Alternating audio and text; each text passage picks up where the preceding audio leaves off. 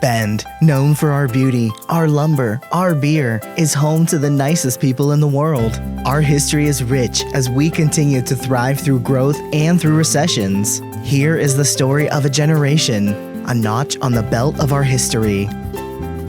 When Bend got started, it really was kind of the last gasp of the Western frontier, that there was this perception that all of the land was taken and it was, closing down. And George Palmer Putnam, actually, when he arrived in town and bought the Bulletin, he was, I think, operating under this romantic ideal of this last gasp of a Western frontier that was a little bit lawless and a little bit out of control. And that came, I think, from the fact that we were a brand new city and not even our own county. And so the county seat is still Prineville, which is a long ways away, by horse.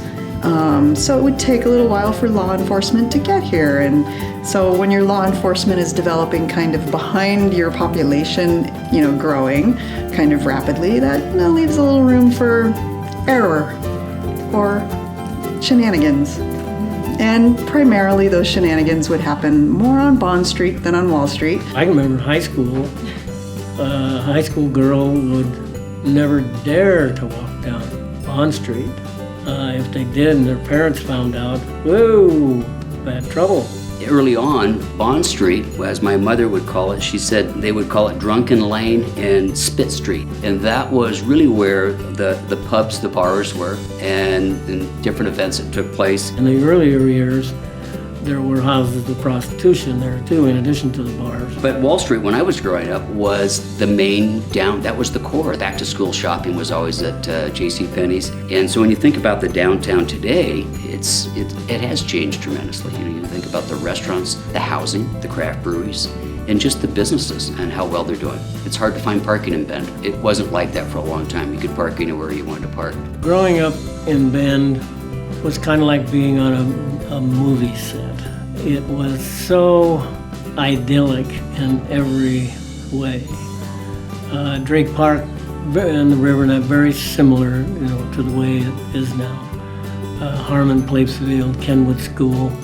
The town ended at 14th, so it was very condensed. But it was this idyllic little, beautiful little town where my friends and I would ride our bikes to the Tower Theater. I moved to Bend in 1965 with my mom and my sister from Portland, and it was about 13,000 people then. The whole town was between East 12th Street and West 14th Street, Century Drive. Everybody knew each other. If we did something wrong, the whole town knew it. Bend was really a pretty isolated place to go from Portland. Now, as to how, the changes that I saw then over the years, for me, of course, they've been gradual. For, say, kids who graduated my high school class in '55, if they didn't come back until, say, the 20th class reunion, they would look around, and then the ones who came back for the 50th couldn't find the Bend Golf Club. I mean, the whole town had changed so much. I remember growing up in this gorgeous little insular place, and now it's still very nice, but it's not what they remember at all. None of it is hardly. Downtown is very similar, and Drake Park is very similar. As far as some businesses that were around then that are still here, there was the Pine Tavern, Miller Lumber, the Dunes Motel was here back then, of all places. And Dandy's, the drive-in, was actually here back in the late 60s, early 70s.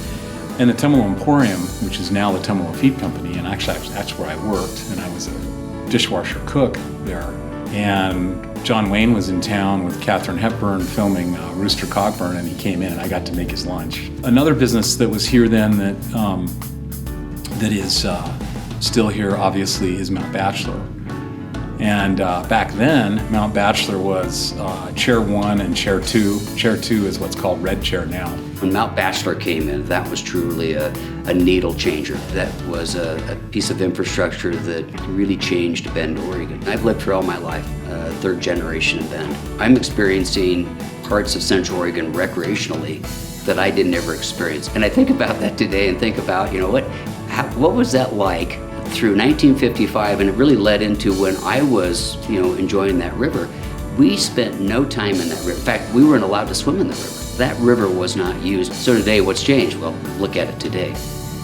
Look at the usage it gets, the people that are in the river, kayaking, swimming. Basically the same outside recreational advantages that are there now. All the lakes and rivers, of course, they were all dirt roads to get there. Century Drive ended at Albany Street over on the west side, Albany and 14th. That's where the pavement ended. So if you were going to get to Elk Lake, it was a rough ride. But it was just a terrific place in which to grow up. When you think about infrastructure, there's two or three things that are memories to me, and I think history makers. The roundabouts are certainly one of them. After it was complete, there was a lot of letters to the editors about the roundabout, and a lot of concerned citizens about this type of infrastructure and why it was being put in, and there was a lot of naysayers at the time. And I think about what we're doing today. We're expanding the sewer. We're expanding this huge trunk line down 27th Street, which provides access now to the south. The next phase is to open up the north end so Juniper Park can grow. So a lot of these things that seemed, really overwhelming at the time, we're doing the same thing today. The Bend Emblem Club, one of their dreams was a streetcar, but they were also dreaming really big. And the Bend Emblem Club members all swore an oath that they would wear the emblem every day until Bend reached a population of 100,000. And they actually thought that Bend would get there by 1937. When I was growing up in Bend and turned into high school, you were not allowed to swim in the river or have a boat on the river or anything else. Now, we were told, it seemed like the story, it could be part myth, that the reason was that Redmond took their drinking water from the Deschutes. Whether that was true or not, I don't know, but obviously you know where that story went then with high school boys. If Redmond, and that was a huge rivalry then between Bend and Redmond. One high school in each town, smaller Redmond, primarily agriculture, Bend, bigger town, lumber, so athletically and every other way, it was a really fierce competition. So the idea that the Redmond guys had to drink the Bend Deschutes River water, produced just exactly what you're thinking it would. My mom always talks about the water pageant. It was senior class girls at Bend High.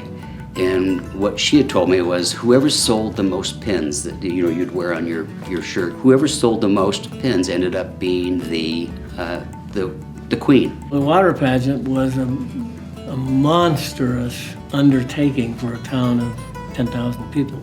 And one year it would be in the form of an Indian headdress. So there would be these feathers going out like this, creating a headdress. One year it would be a castle. It changed all the time, but through that entrance of this arch would come the floats. And the first float would be the queen of the water pageant on a swan that was probably 8 feet high, the body, and then the neck went up another 11 feet. And then the princesses would come on cygnets, 2 princes to each cygnet, and they were smaller. And they would be on barges. And there was a boom, a walkable boom that went right down the middle of the river and around the point and towards kind of, say, the Pine Tavern, not that far. And the float would go under this arch. And when in the float, the arch would light up of different colors. So when the floats would go through it, then the arch would light up. But it was really a huge event in Central Oregon. People came from a lot. It was a tourist event at that point. Now, how fun would it be to bring that back? Living in one town all of your life gives you a certain perspective on life and on the town, because I now see 3rd generation, 4th generation people. I knew their great-grandparents. I drive down Riverside and I can tell you every person who was living in each house in the 40s and the 50s. There are lots of things that are so much better in Bend now than they were before. I think it's safe to say, from my perspective, that Bend is a much better place today than it was when I was younger, based off the rich history that it's had, the people that have been the pillars in our community that have dedicated themselves to making Bend the place it is. Bend is rich with history and continues to grow. When will Bend reach 100,000 residents? And what will the city look like in 100 years? Only time will tell.